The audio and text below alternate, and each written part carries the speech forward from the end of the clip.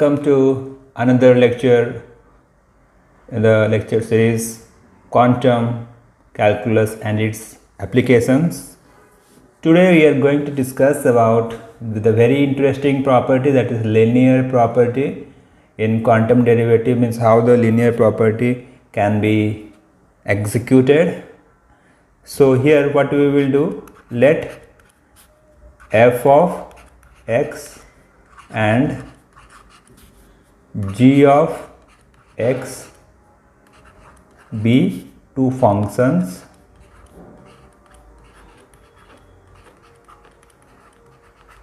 then what the linear property says? Linear property says if L is the linear operator, then L of f of x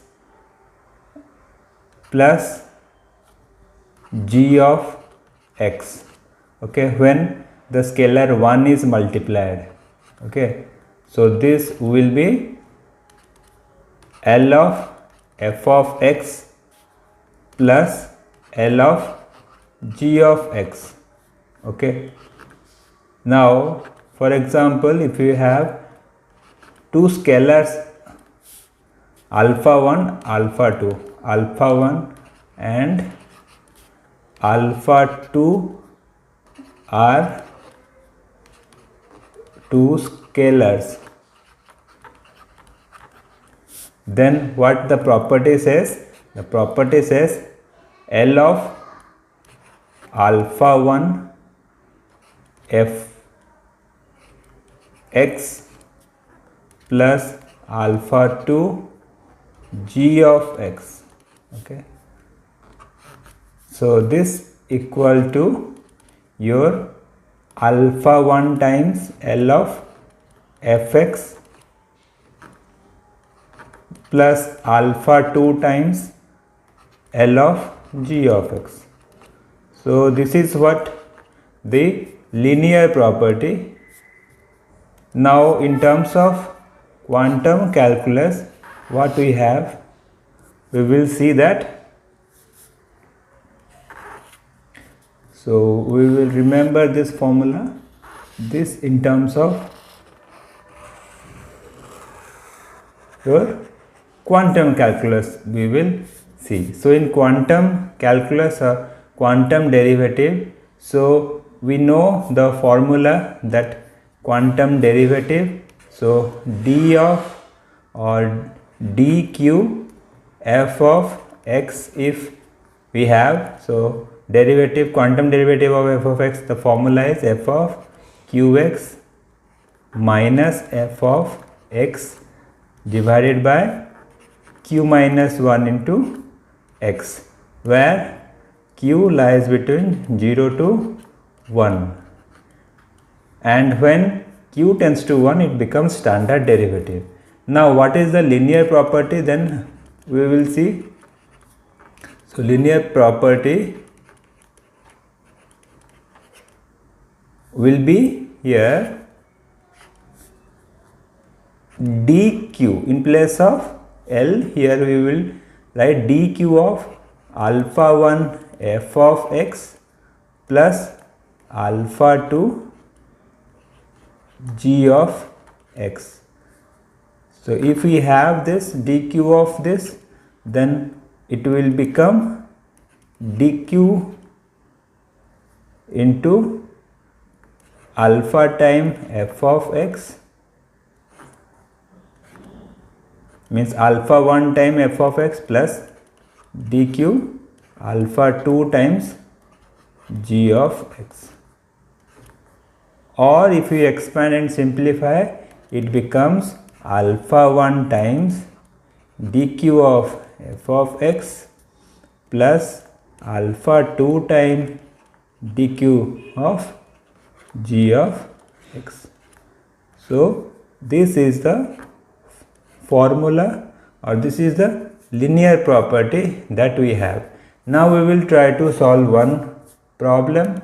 So let here alpha 1 equal to 2, alpha 2 equal to 3, f of x I will write e to the power x, g of x I will write x square Then we will see what is dq of alpha 1 f of x plus alpha 2 g of x. Okay, so that we will see. Now dq of alpha 1 f of x will be 2 e to the power x plus alpha 2 times g of x, that is 3x square. You can take other examples, other functions also. Now if you solve, what it will be, alpha or the scalar will be taken common in this form. Okay, so alpha 1 means 2 dq e to the power x plus 3 dq x square. Okay, so this is the form what we will get.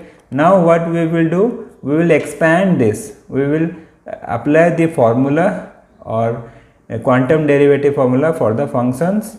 So 2 into dq of e to the power x. So all these standard functions and its derivatives we have discussed in the previous lectures. So please go through it and you will understand how we can do it. So directly I will write the expansion, or I will write the derivative of e to the power x here. So derivative of e to the power x is e to the power x into e to the power q minus 1 into x minus 1 by q minus 1 into x plus 3 times derivative of or quantum derivative of x square. So it will be 1 plus q times x.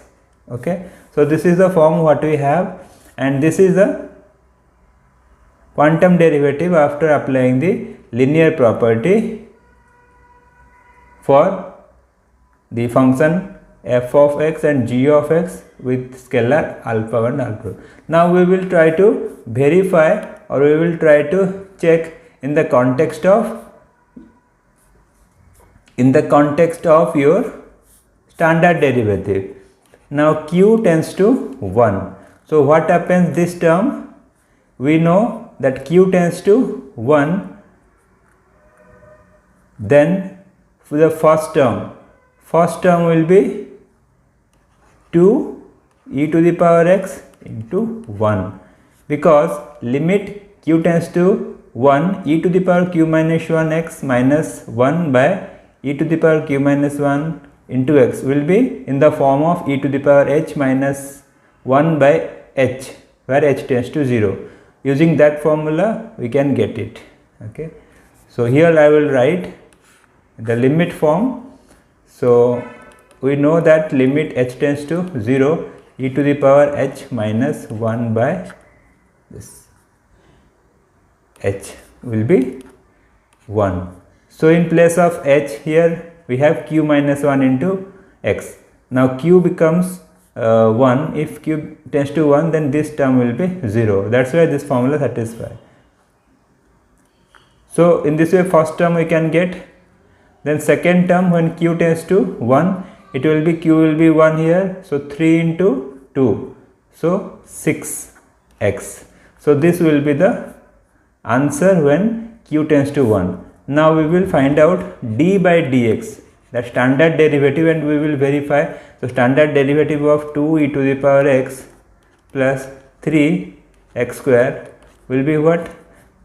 It will be 2 d by dx of e to the power x plus 3 d by dx of x square. Okay, so this one will be 2 e to the power x plus 3 into 2 6x. So this you can see this one, and here also this one, both the expressions are same.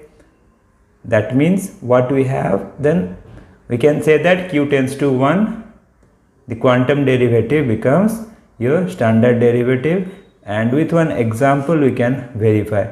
Further you can take different examples with different standard functions or polynomials, algebraic expressions, and you can get it very easily. Thank you.